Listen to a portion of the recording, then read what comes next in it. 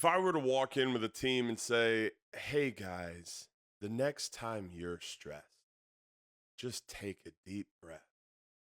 A lot of times I would get some weird looks and maybe like, why don't you give us something that's actually going to work? But on the other hand, if we can say, look at this diagram of the vagus nerve, it's connected to every major organ in your body. It's responsible for your heart rate increasing, your breathing increasing. You get butterflies in your stomach because your digestive system temporarily shuts down. You can't control anything on the vagus nerve except for your lungs.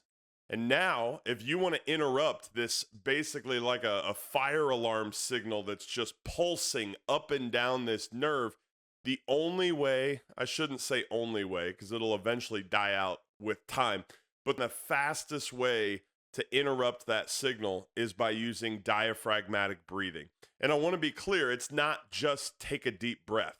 And so I want to teach you how to do this. We're going to use the 4x4 breathing technique, which if you're in the military, that's the main way that they teach people how to do deep breathing. So go ahead and stand up. As you inhale, you want your belly button to stick out. You don't want to suck in your belly. It decreases lung capacity. We're going to inhale for 4 seconds. Try to do it through your nose. Then we're going to hold that air in our lungs for 4 seconds. This allows our lungs time to absorb the oxygen that's in there. Then we're going to exhale slowly, like you're blowing out birthday candles for 4 seconds. And then we're going to pause for 4 seconds. If we can stretch out the time in between inhales, it'll actually slow down our heart rate.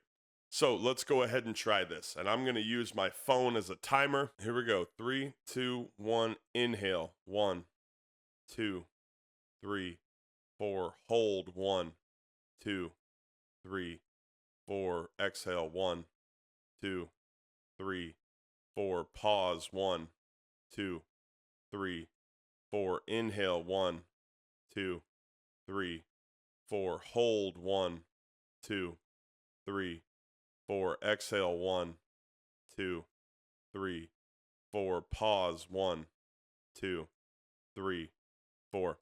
All right, you can go ahead and have a seat.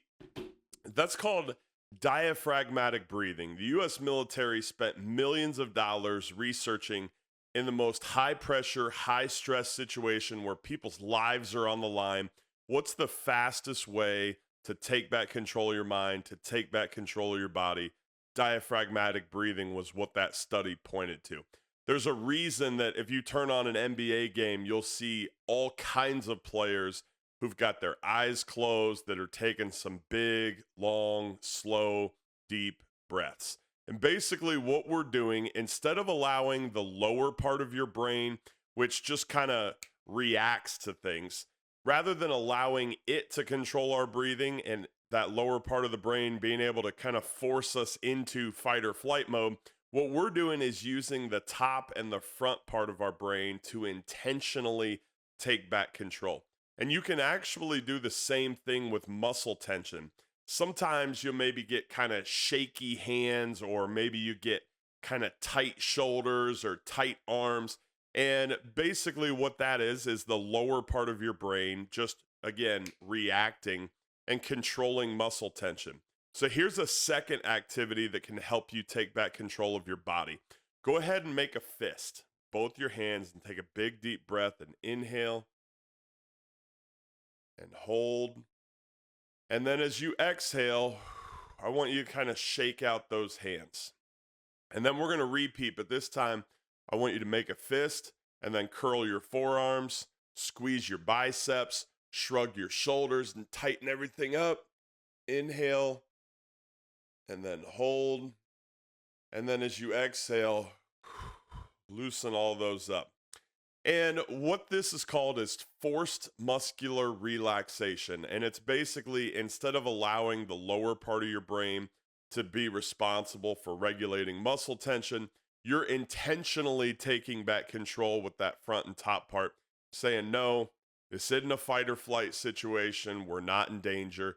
Let's just get back to play in the game that we love. In the previous 2 videos, we talked about how to take back control of what you're focused on, how to take back control of that little voice that's going on in the back of your mind, or what you're saying to yourself, the story you're telling yourself. These are some ways that you can take back physical control of your body. And doing any of these individually can certainly be effective. But what I would challenge you to do is, how can you use all four of these to really take back control of your mind and body the next time you're in a high pressure situation? Some of the ways that you can practice this: you can actually, if you've got like a watch that has a heart rate tracker, or if you hop on like an elliptical machine or a treadmill in the gym that has the sensors that you can hold on to, you can actually have races with other teammates and see who can get their heart rate up above a certain number the fastest, and then who can slow their heart rate down the fastest. And again, in a sport like basketball, where you don't stop in between every play like football, there's not long pauses like golf or baseball. We're not trying to necessarily get your heart rate back down to a resting heart rate. We just want you to feel in control physically. So if you start to feel the butterflies in your stomach, you start to feel the muscle tension, you start to feel a little bit out of control, this can help reduce those feelings and put you back in control so that you can play at your best. If you want some more help with this, or you've got questions, please don't hesitate to reach out. And until next time, make your plan and put it to work.